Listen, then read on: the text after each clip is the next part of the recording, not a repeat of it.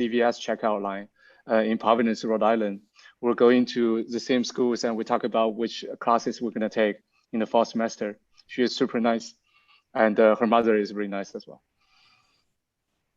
Thank you for sharing that. Soren, let's go with you next. Hey everyone, I'm Soren. I'm currently a senior product designer at Square, building the product called Square Online Checkout. Before that, I kind of worked in and out of agencies and built a few of my own products. Fun fact about me, I toured in Bulgaria and Turkey playing trombone in high school. I don't play trombone anymore, but it was a really fun time. And it was awesome to kind of meet people all over the world and see how music can connect people. Great, thank you for sharing that.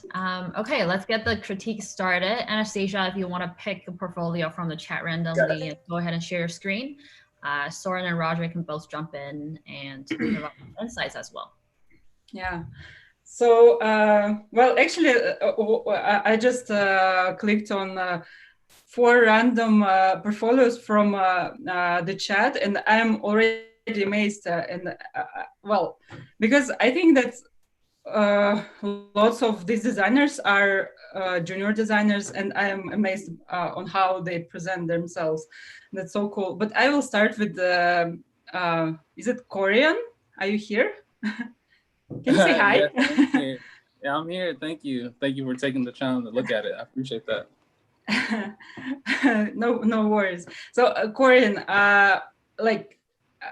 what I love about what I see first at your portfolio, that I love black portfolios. I mean, these dark portfolios, because I have also a black theme in my portfolio, and I'm always, it is very catchy, I think, for me.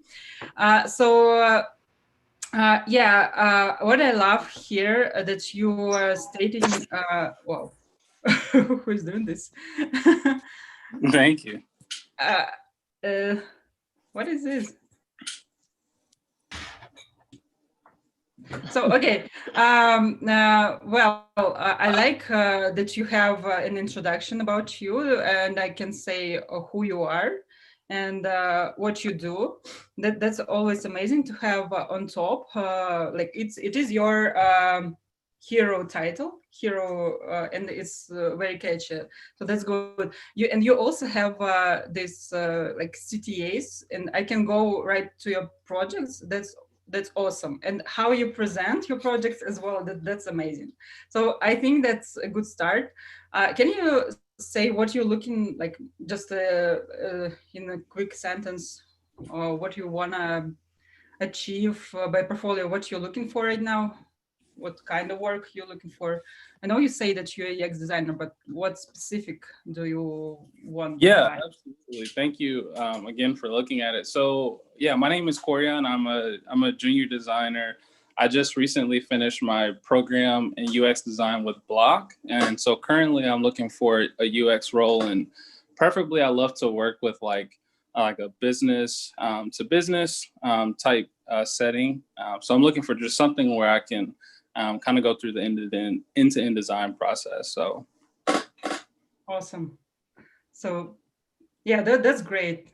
Yeah, so let's dive deeper maybe into one of your case studies. By the way, I also really love, and that's well, I'm talking about your portfolio, but I engage all other designers here to listen to this and catch like the main points that can help you. I like that you have all these animations and like prototypes of your products. That's always something that catches your attention. So by the way, maybe Roger or Soren can add something about the homepage. I would say one thing, if you could scroll back up to the top. So sure. I love the work. It looks like the work is pretty product centric. And I would think about how you want to position yourself to potential employers. So right now you're calling yourself a UX designer, which is great if you want to only do UX design work. But you said you want to do the end-to-end design process. And a lot of times that's product design rather than UX design. And that might seem like just a semantic difference, but often if people only have a couple seconds to look at your portfolio and you say you're a UX designer rather than a product designer, they'll think that your skill set is more focused on one part of the process, even though that might not necessarily be the case. So I would just think about how you refer to yourself and how you position yourself based on the type of job that you're looking for. Okay, awesome. Thank you. Yeah, no problem. Yeah, I agree. That's a good point. Yeah, and so I think that like every designer by their portfolio wanna just state right from the beginning what kind of work are you looking for, and can you do this job you're applying for? So yeah, that's a good point to add to show more specifically what kind of design work you're doing and you're looking for. Okay. So case studies. Find Black allows users to easily find, safe, and share Black-owned businesses. Yeah, I think that's cool. A cool project. I right from the beginning I know like the description of it, and I can see prototype. That's awesome. That is also very good to have all the deliverables that you've done and the roles. It's amazing. So you have insights, problems, solutions. That's actually how any hiring manager will look at your portfolio. They will just scroll and just like look if you have all the deliverables here. So that's amazing. Well, I I don't know what to add actually, because I think you have everything here. Maybe just by diving deeper into like this problems and solutions, we can find something, but overall it looks amazing. Yeah, that's cool. That's great. And I also love that you have this consistency in your website as well. What else? So you have a link to your resume. That's awesome. And about page. Also a huge story about yourself. That's amazing. Maybe just add your picture, your photo as well, because it's always good to see a person. That way we can like, I can get to know you right from this page, right? How you look, who you are, what drives you. Yeah. So, well, that's actually a good example of portfolio. Maybe guys, do you have anything to add here, or maybe we can jump to another portfolio? Can we go back to the case study that we looked at? Yeah, sure. Mm-hmm. So I want to echo what Anastacia said. I think the case study overall structurally is really strong. I think there's a lot of great findings in here. And I think there's certain areas like the problems and solutions, you're doing a really good job of formatting that language out to make it very easily digestible. So I look at your discovery and research section, and then I looked at the competitive analysis and even the user personas. I think you're including a lot of language that's informational, but then you're also including a fair amount of language that's your opinions. And I think it's valid to have opinions, but the way that I like to think about a portfolio is it doesn't need to facilitate the entire conversation. It's the catalyst for a conversation. So when you're showing a portfolio to a recruiter or hiring manager, they don't need to know that you can, they don't need to know everything about the project, but they need to know enough that it seems like you can do the work to the point where they want to have a conversation with you. So I think where you're calling out these like key statistics within the user survey, and the fact that you put together a survey of 65 participants, that's great. And then you have all of this other language that you can help, you can use that as additional context once you get further in the interview process. But the reality is a recruiter or a hiring manager is only going to spend a couple minutes scanning through something. And when there's too much text and not enough visual cues to parse out the information, you might lose some people's attention.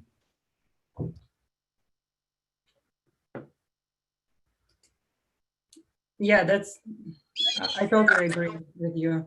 That's like on the first stage of interviews, people just screen your portfolio, and then when you go to the next stage, it is usually like more detailed review of your use of your case studies. So yeah. Okay, so who goes next? Maybe Roger can pick the next one.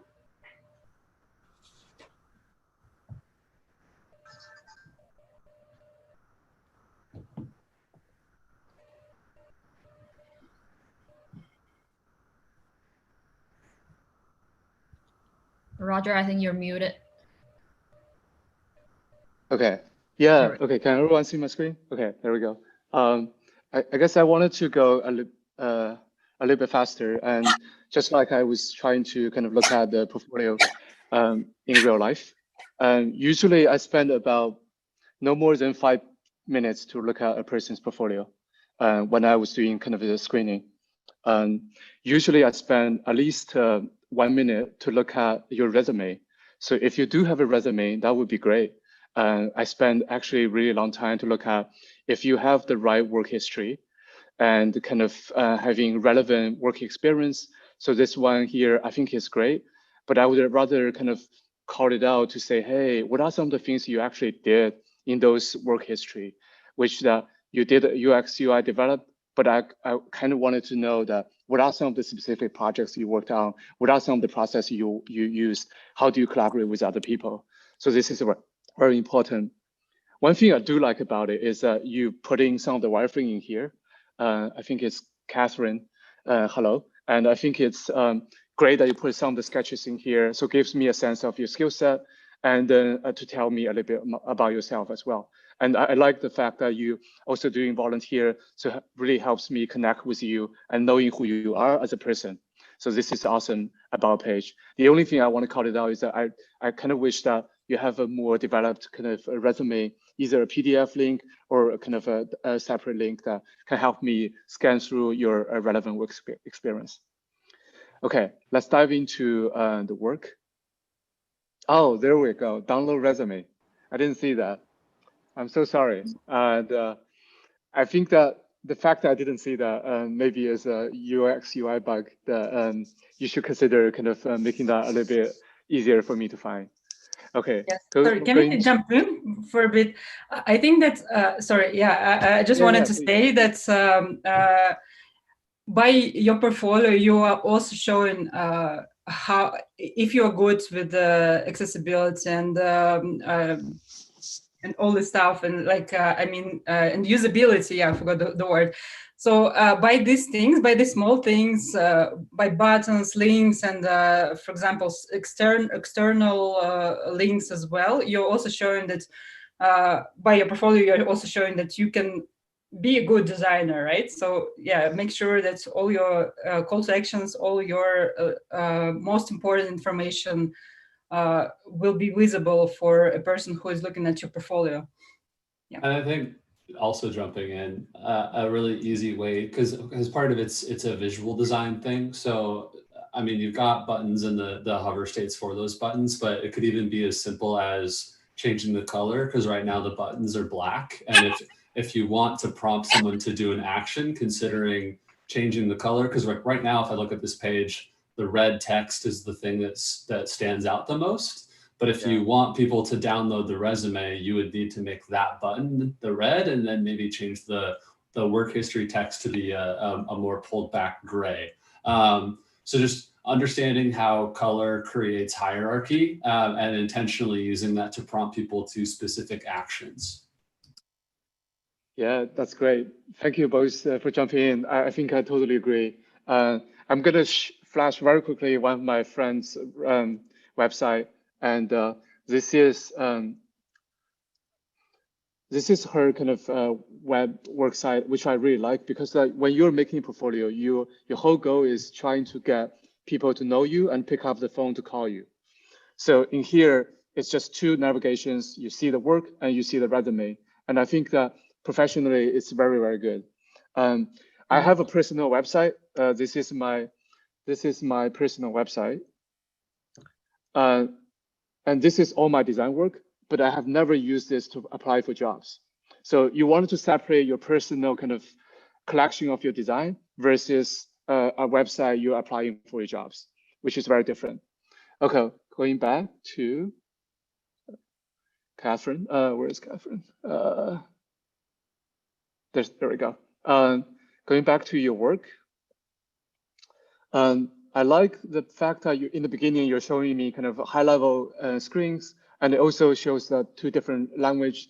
That's great. You're also great that you showing me your roles. You did development as well. That's really cool. And then you're working with different teams as well. So I think this is all checking out some very good boxes. And when I started scrolling down, I think the first thing I noticed is, at least in the screen I see here, I think that I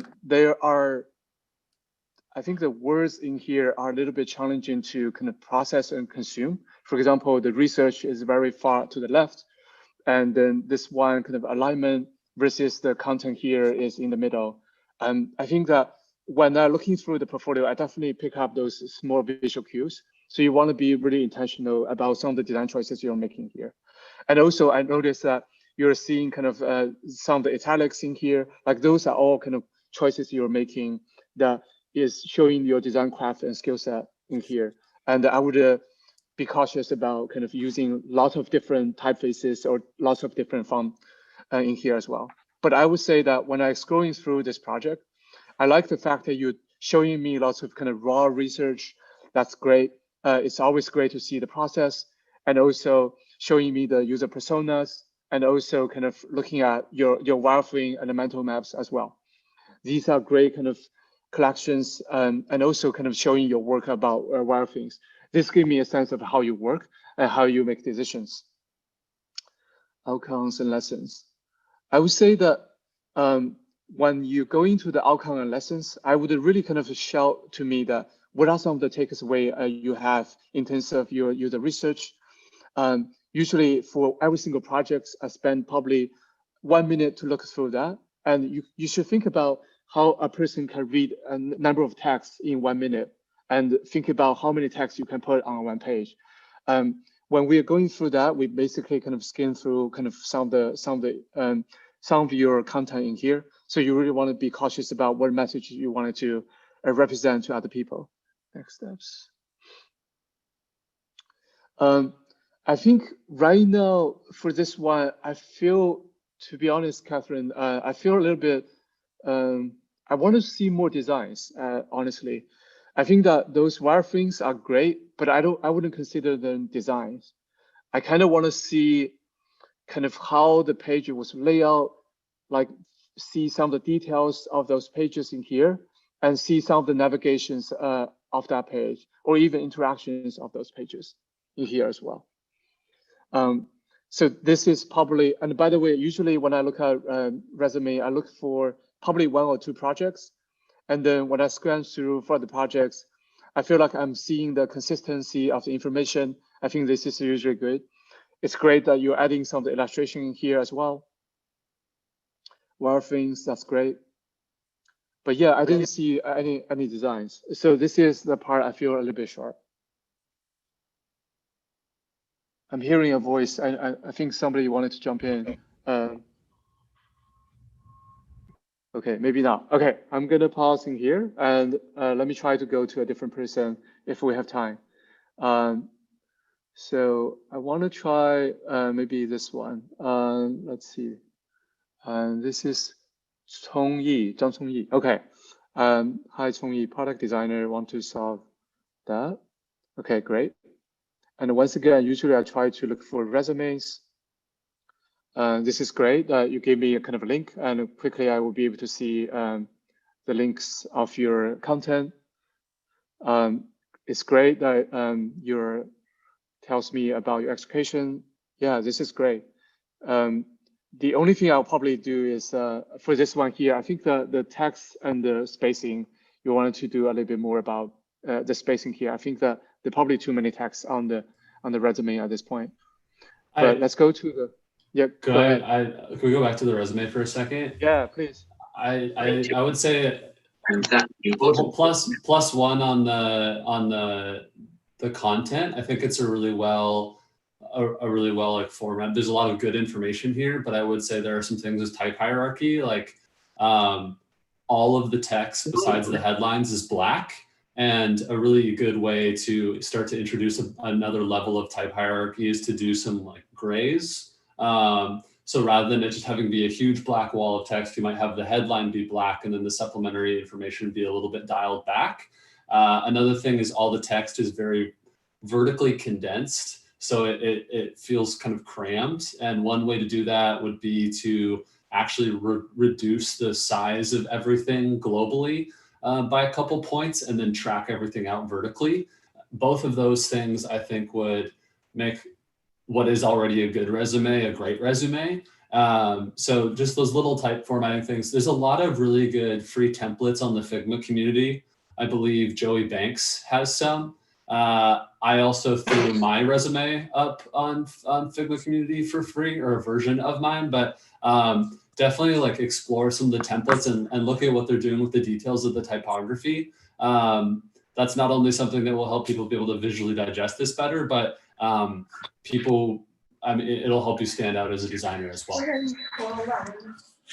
Yeah, thank you. I think now it's very hard to scan my resume. So yeah, I will definitely improve it.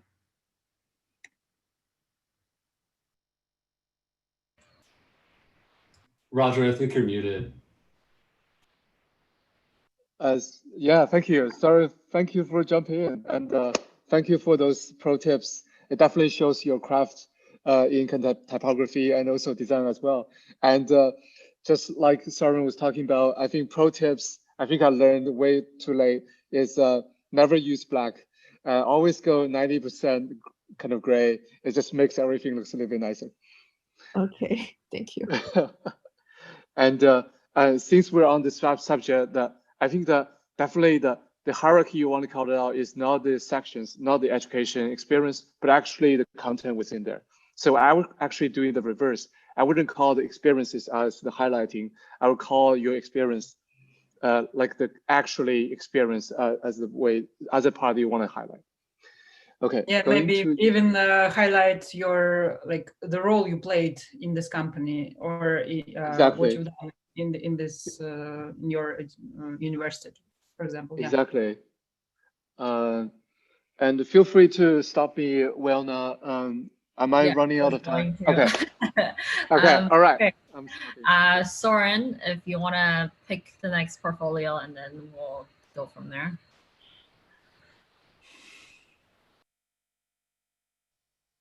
Do it. Can everyone see my screen?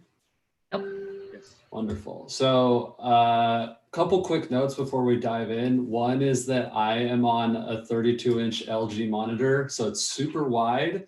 And one thing I have noticed with a lot of portfolios is that they're not designed to work on a screen that large. This one is a great example of a portfolio that does work, but I would say test your edge cases, because you never know who's going to be looking at a portfolio on what type of screen. So let's talk about really quickly what this portfolio is doing well. I think you've got a unique and interesting logo here. You've got a very simple navigation with the work, the about, and the contact. One quick note there. I actually think contact, I had a form on my website for a long time, and I found that people never really used it. I think this is the stuff that I'm going to be using. Like the fact that you call your email and your phone number, those are the important pieces. Also, a slight formatting thing here. I think you want a parentheses on the left side as well.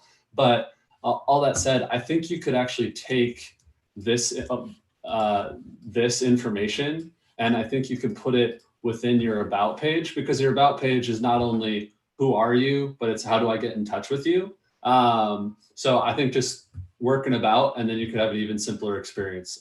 Second thing on this, I scroll down and there's a big white space and I'm not quite sure why. So just make sure that there's not kind of unnecessary space. I like that you talk a little bit more about kind of why you do what you do. And then your resume is very easy to surface, right? So I'm clicking on that. And I think this resume is an example of a really well formatted resume. I'm going to zoom in a bit. One thing I would say right off the bat is that the typography and the descriptions of your work is actually a bit bold. I think you could dial it back to a regular font. Right now, everything's kind of jumping off the page and sort of yelling. But I love that you say immediately who you are, what you do. I think you could even go a step further and potentially have a sentence or two that describes like what you're all about before you get straight into your work experience and academic projects. But other than that, I think this is really great. So you say freelance UX designer, the date where it was. Another thing that I think might be beneficial is right now, so you're saying design websites for small businesses, consolidate business and user goals, and then collaborate closely. So those are 3 distinct points, but right now it's a paragraph, but you could pretty easily break that out into 3 bulleted points. So rather than me needing to read a paragraph of information, I can scan 3 points. And then it makes it quicker for people to kind of go through. And then another thing that I really like, which I wish I saw more of, is you're putting numbers in your work here. So, okay, you worked with 14 plus locally owned Asian American businesses. Awesome. You distributed 15,000 copies of newspapers, contributed to the increased annual income of 8%. That right there is huge because people are not only looking for skills, they're looking for value. And by demonstrating that you're creating real tangible monetary value for a business, they're going to want to hire you. So kind of kudos to that. And I think everyone else can just take a note of not only showing I have the skills to have a job, but I have the skills to create value for a company, because a part of what a company is looking for when they're trying to hire you is, will this person generate more revenue than they cost? And if you can prove that, you're going to be a much more desirable candidate. So those are some things kind of about the overall structure of the portfolio. I'm also going to quickly, just for my sake, see, yeah, so it looks like it works really well and responsive. So thumbs up there. So then here you've got your intro. So hello, I'm going to try to pronounce this right, Chaeyoung Kang. I'm a UX designer based in Kansas City, Missouri, passionate about taking problems and providing creative solutions through a user-centric approach. In my free time, you can find me cooking Korean food, scrolling to Pinterest for interior design inspo, same here, or planning my next trip with my husband. That's awesome. I would consider, and I've seen both ways, but I think it's maybe a bit too much text for an introduction, because really, I don't need to know everything about you right now. I need to know enough to kind of have context, and then I want to see the work. Because if I'm a recruiter or most design leads, it's, and think about this how you would think about a relationship with a person, right? So if I met you for the first time, you wouldn't immediately tell me everything about you. I would probably need to kind of see a snippet of something that sparks conversation. And then I will want additional context about who you are, what you do, what you're interested in. Also, I think if you want people to view your resume, that's good, but I mean, contrary to Roger, I dive straight into the work, and then if it piques my interest, I end up looking at the resume. So that just goes to show that everyone has a different approach, and I think that also depends on what type of company and what job you're looking for, right? So those are just some things to keep in mind. Going to dive into the case study. So I love that you've got these big, beautiful widescreen visuals that even work on a desktop. My one note here is maybe don't take up the whole screen, because you've got the overview here. So I would take the overview and make sure it's kind of closer to this, and that it all renders in the viewport on load. Another thing here, so it's book story, end-to-end mobile app design that allows people to discover and track books. That's great. And then you say view final prototype. I click on that, and then it actually takes a not negligible amount of time for it to load. And a lot of this, you could actually do a screen capture, and then you could put those assets on your website. And so rather than making people do the extra work of clicking through and finding something, put it in a video or a GIF, and then just show that to people, and then they won't have to do the extra work, right? But let's look at your overview. So I think you do a good job of introducing the problem. Americans spend less than 10 minutes each day reading. Key purpose of Bookstory was making reading experience faster, more organized, inspired by Goodreads, Bookstory, more user-centric approach, utilizing Canva to register books, suggesting book recommendations, and helping users to add and track their book collections. So I think these are three ways that you're meaningfully differentiating from the existing product ecosystem. So I would again parse these out as 3 bullet points rather than a long sentence. Hot take on saying it's a fictitious project. I don't need to know that. And some people will actually be very turned off by that. And it's a project. Like I looked at this case study, you did some great work. We'll get into it in a second, but I think don't invalidate your own work by saying it's not real, because it is real. It just wasn't implemented by a client. And if that comes up later in the process, that's fine, but it's not really relevant in evaluating whether or not you can do good work. So love too that you are showing your process here. So you've got kind of each step. I think that's great. I think you also do a really good job of breaking out research goals and showing kind of how each of those things relates to your whole process. Your market research. So again, with the market research, I think it's really good, but it's too much. And so find maybe what like the most important points are, maybe like 1 or 2 for each of these sections, show those, and also call out, so like annual book unit sales in the US is 675 million. So pull out the 675 million, make that like a big blue number, and then show the annual book print unit sales in the US, or print book unit sales in the US, and use the numbers as kind of visual cues to get people's attention. And then if you want to show an entire market research document, you could show that, but I don't think you need to surface that all at once. Because quick step back to what are you trying to articulate by showing me this image? You're trying to show me that you did market research. So call out the key points and then like do it in a visual way. If I need to know more information, I can do that. But realistically, all you're telling me with all of this is I've done my research, I've done my homework. Great. So just surface that and then you can move on. Same thing with I love the competitive analysis.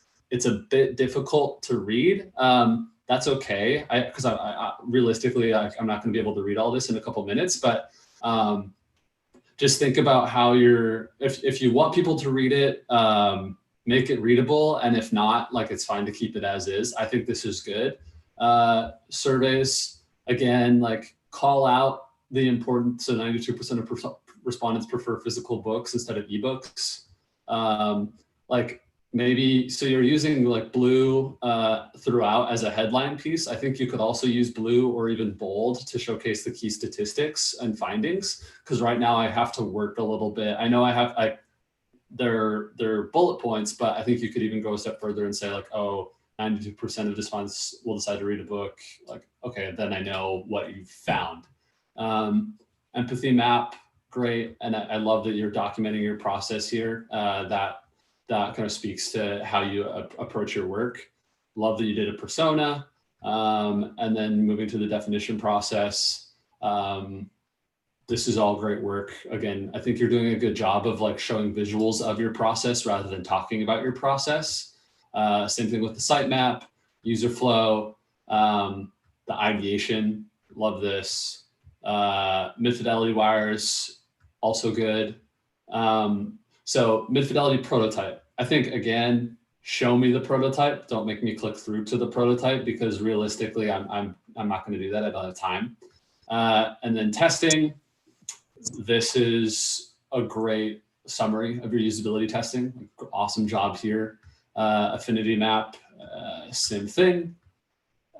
Priority revisions. So personally, I think this case study is a bit long. So I think you could actually pull out some of your revisions and then just jump straight to the final outcomes. Because part of what I've done in showing my work is I show a lot of the finalized work, but then later in the process, people will often want to see more of your work and you can actually surface, oh, here's how I got to this solution. So you don't need to show everything. Again, you need to show enough to generate a conversation.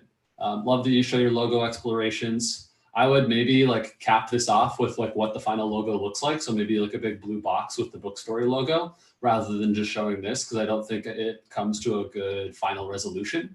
UI kit, great work. So I would look at some type ramp samples, because I think there aren't all the styles that would necessarily be included in a digital product here.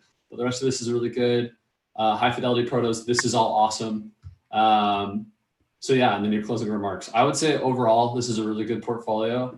Hopefully that feedback was beneficial, and feel free to hit me up on LinkedIn or social if you have kind of any follow-up questions after we're done with this whole call.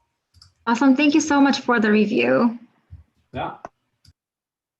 All right. So I think we have time to do another one if, Anastacia or Roger or Soren, you guys want to do one last one in 10 minutes. If not, we can open up the discussion. I think there are a lot of questions regarding what platforms do we use to build portfolios. Is it Webflow? Is it Squarespace? So it's your call if we want to do another one or we want to jump into a discussion on that. Yeah. I think maybe discussion would be better. Yeah. Okay. Yeah, Yeah. sounds good. Okay. Yeah. I guess I think that way we comment. can that way we can just answer most common questions, I think, by starting the discussion, because overall, I think we showed most case studies. Yeah. Yeah, for sure. Roger, were you? Roger, do you have something, Roger? Yeah, I was going to say that following up with Soren, that I agree, looking through that portfolio, I think that was really well done. I think that you have lots of great designs and a skill set that was shown in there. One thing I wanted to hopefully advance to see is don't just show me you did all the steps, but show you how these steps make you make a design decision. What I meant by that is that I love that you show me you're doing the brainstorming, but tell me that which part of that connected to your final design, or you're doing a persona, how that persona connected you to the final design. So I think that's something that I usually see in lots of portfolio. It can become a little bit mechanical that everybody just show me, oh, I did this and that, and all the way to the design. There's no thread in connecting the design itself. The second point I want to say is that I think maybe a little bit contradiction to Soren as well is that I actually do like to see your iterations. I think actually I will probably spend a lot of time really looking carefully how you make those iterations. What I meant by that is that this is where you're actually making design choices. You're saying that this design is not good. You wanted to pick the different design and you made a different version of that design. And this is where I see you, how you think as a designer. And showing that is very, very valuable as well. And the last one, I want to say that I definitely agree with Soren that definitely thinking about edge case, it was a really long screen and a really small mobile screen. And one question I get is do we have to make a really good mobile screen experience? My usual response is I never look at, usually I get a message and I open a design portfolio. And you just want to make sure that the mobile version, it doesn't suck. It's good enough that I will have interest to see on the desktop. Usually I review portfolios, and most of us review portfolio on a desktop. Yeah, I agree with that. Actually, I have a story about that as well. Early in my career stages, I was applying for a job that was connected to mobile development, and I sent my portfolio. And the first question from the hiring manager was, "Why your portfolio isn't accessible on mobile device? You're applying for mobile design work, and your portfolio doesn't work on mobile. Why?" Yeah, so make sure that you think about all these things, while doing your portfolio. Also, very detailed note, but something that I saw, I don't remember whose portfolio I saw it on, but it was really cool. It was just a tap to copy email to clipboard on mobile, and then on desktop as well. So people are starting to leverage kind of some of the paradigms with the newer operating systems on phones to make it easier for people to get in contact with you or do certain interactions. And I think doing that, one, it makes it easier to grab your email and send it to you, but it also shows that you're thoughtful about emerging trends within design. And I think that's one of the big things that I look for is, are you up to date? So like looking at everything that Apple announced yesterday, like, are you following the industry? Are you thinking about how design is changing as the technology changes with it? Being cognizant of those things will really help you differentiate from other people that are looking for jobs. Right. So I think there was a question around how do we present or how do we show projects or work that are under non-disclosure agreements?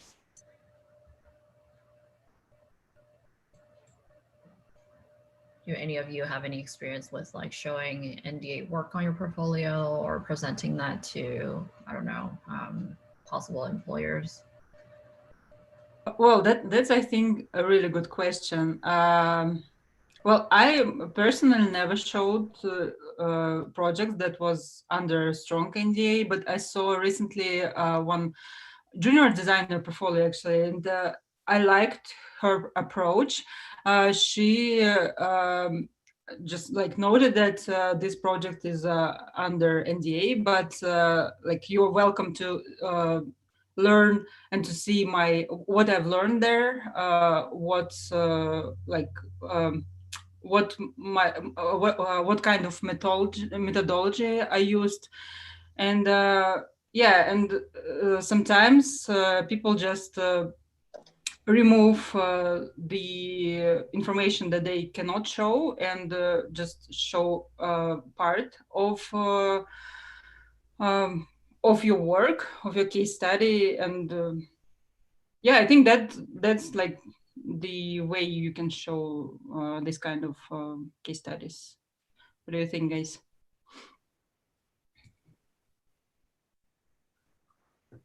Yeah, I would say I will echo that, and I know I definitely see some of the portfolio that have a kind of password code to one of the project, and if it is very critical to your work, I think that's one of the way that you can maybe get around that.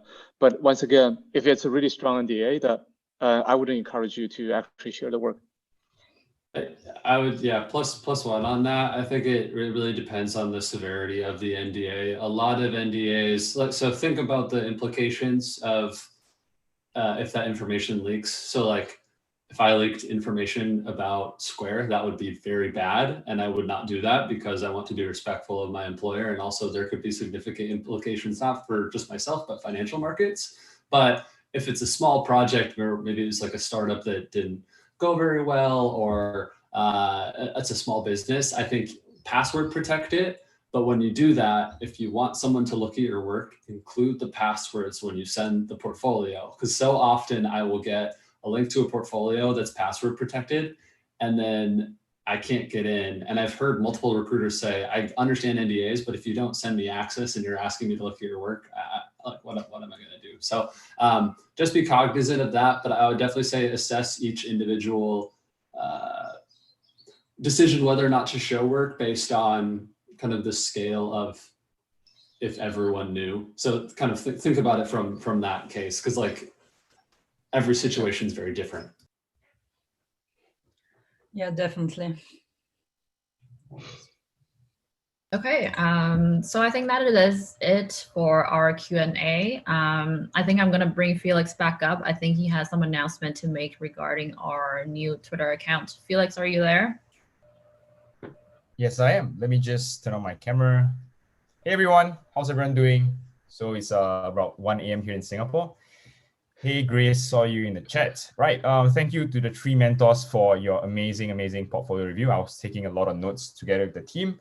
Yeah, so I'm jumping on here, to give a little announcement, some really exciting stuff that we have been doing. Basically, today I'll be sharing 2 things. The first one, which you might have seen on our LinkedIn page, is that just last week we have announced filters on our platform, and specifically 2 new filters that allow you to find mentors that are relevant to your needs, and as well as to find people who speak in your own language. So last week we launched expertise, which allow you to find mentors with a very specific expertise for you to connect with. So maybe, for example, you're looking for a mentor in the motion design field, right? You could now actually filter by motion design. And there are over 10 different sort of expertise that you can filter from. And as well as languages. So we have received that feedback that, hey, I want to connect someone that speaks, Chinese or maybe like Spanish or French, right? And that has been for a few months, and we have finally launched it last week. So now you can find mentors even based on languages, and all these filters work concurrently together. So that's the first announcement. The second one is that we just created our Twitter account. So we will be actively engaging people there as much as we do on LinkedIn. So both will be actually very active. So the one on Twitter is a little bit quirky, a little bit more human, where you can talk to us. So yeah, we look forward to connecting with you both on LinkedIn and Twitter. All right, back to you, Winona. Okay, we're gonna do our selfie right now before I announce our next event. So turn on your camera, get your hair ready, smile when Felix does the countdown. All right. I think you have around, what, 5 to 6 pages? Yeah, like 6 pages. Okay. 3, 2, 1. Okay, second page. 3, 2, 1. All right, make sure you guys are posing well. Everything is going up on Twitter and LinkedIn, guys. 3, 2, 1. So Felix will be sharing these selfies on the Zoom chat in a little bit. So make sure to get that before you hop off. You can also share the session with a friend after. I think we went live on YouTube as well. So feel free to go on youtube.com/ADPList to replay. I don't know if we lost Felix there.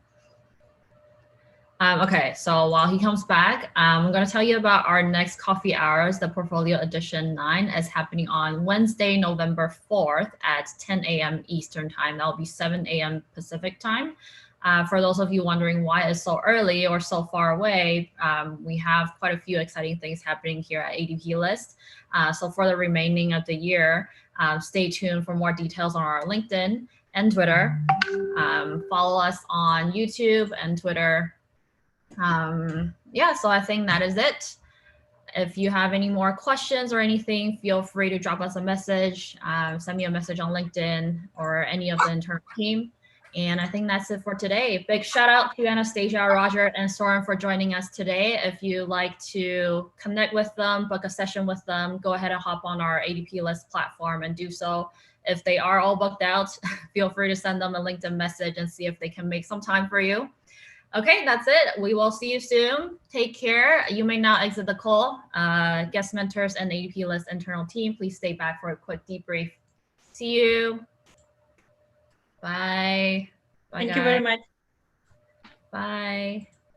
Thank you. Thank you so much. Thank Bye. you. Should I hang around a little bit?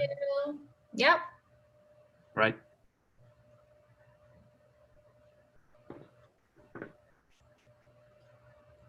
I think Felix got disconnected. So we will release the coffee hours notes tomorrow. So if Soren, Anastacia, or Roger, you guys have any resources that you would like to share with the attendees or the general public, drop that in the Slack channel. We will include that with the notes we send out tomorrow as well. Sounds good. Yeah, I am going to have to start kicking people out. So we'll do our debrief.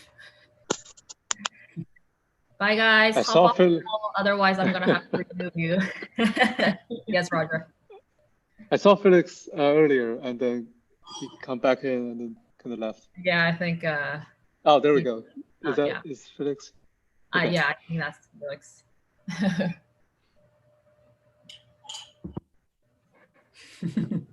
The internal team, if you guys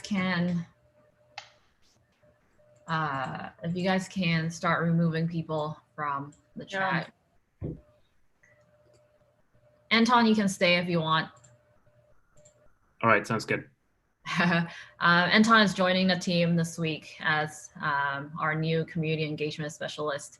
So you'll see his faces around He's been engaging the attendees on the Zoom chat, which is much appreciated, Anton. Okay, is Felix back at all? Can't hear you. You're muted. Hey guys, I'm back. My internet isn't really a good representation of Singapore's one, so I have really fast internet. Yeah, so I don't know how many pages you got to for the selfie. I thought you finished before you hop off, so I didn't continue on. Okay, so I think we're just gonna do a quick debrief. How was the icebreaker? I think it's something we tried out for the first time with the breakout rooms. Any feedback is welcome. During the icebreaker, a lot of people who I invited to this meeting, they were watching this meeting on YouTube, and a lot of them sent me a message that, hey, when do you start? Like they were waiting, actually, yeah. But for the room, I think it was great because, like, well, we discussed all the questions and it was fun. Well, yeah, I think that's great. Yeah, I joined one of the breakout rooms, and then one of the members did screenshot the image, so they were able to use it, and they were like talking and whatnot. But then I'm assuming that not everybody did that. So hopefully the ones that didn't take the screenshots, they can like talk about other things. But maybe that's something that we have to like remind them to take a picture of the questions. Yeah, go ahead. I got put in a group with one person, which was totally fine. Like very happy to talk to her. But I don't know. I felt like there were probably people that wanted to talk that weren't getting to. We had one other person that joined, and then their microphone and their camera wasn't turned on, and then they left. So it was a good one-on-one conversation, but I don't think that was the intent. She must be really honest. Yeah, the breakout room that I jumped to only had like 2 people, but they weren't talking until I jumped in, and one person was just there, also muted and no camera at all. I don't know if that person was even around at all. Yeah, Roger, you had something to say. Yeah, I had a very similar experience. My room had 5 people, but I would say 4 of them, I'm the only person who showed up on video, and I think only 3 of them is able to chat through the mic. And I felt like if I'm not there to carry that conversation, it would be a little bit harder for the team members there. Yeah, I have a feeling maybe some of the rooms are also maybe just dead silence for like the first 10 minutes when we put them in the breakout. Yeah, I guess we gotta maybe warm the community up a little, because I'll just maybe share if, okay, wait, let me just stop live streaming. Otherwise,